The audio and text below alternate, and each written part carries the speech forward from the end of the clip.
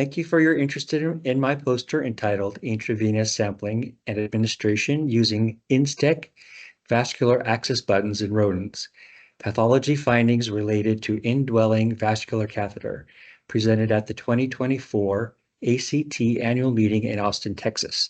My name is John MacMaster. I'm Scientist Study Director, and I will give you a brief overview of the work we have conducted. Repeated reliable access to the vascular space in rodents can be challenging in preclinical modeling. While vascular access catheterization has been extensively used in the past, vascular access buttons are quickly becoming the more common method of external access for rodents. This approach minimizes potential trauma to the tail vein, increases the success rate of repeated intravenous administrations, and allows for continuous and intermittent infusion designs.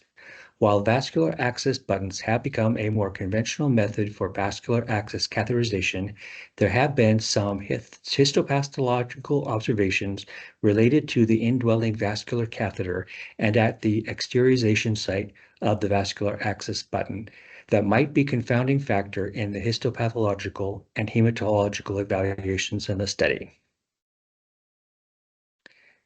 Figure 1 shows the location of the vascular access button on the skin of the animal.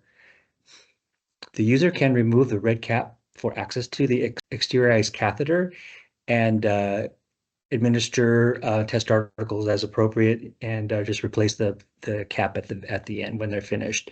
This allows for to keep sterility for the site. Figures 2 and 3 show mild to moderate ulceration and necrosis of the skin at the VAB surgical site with mild chronic granulomatous inflammation that included thread-like foreign bodies that are possibly related to the composition of the vascular access button and bacterial infection due to surgical implantation. At the catheter implanted site in the vena cava, shown in figures 4 and 5, moderate fibrinous and cellular thrombus formation, sometimes associated with mineralization, and minimal peravascular hemorrhage and fibroplasia were observed. Figure 6 shows a trend towards thrombus organization during the course of administration, but was not observed to block blood flow. Additionally, in Figure 7, inflammatory changes along with thrombus in the lungs and in the peravascular sinusoids of the liver were noted and likely associated with thromboembolism as similar to conventional catheter-based administrations. So in conclusion, even though there were histopathological challenges associated with the use of vascular access buttons, findings were adequately documented and assessed to be associated with the administration method and not necessarily related to test article.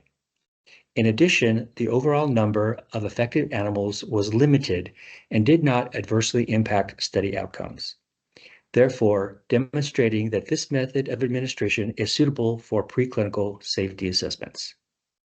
And thank you again for your interest in my poster.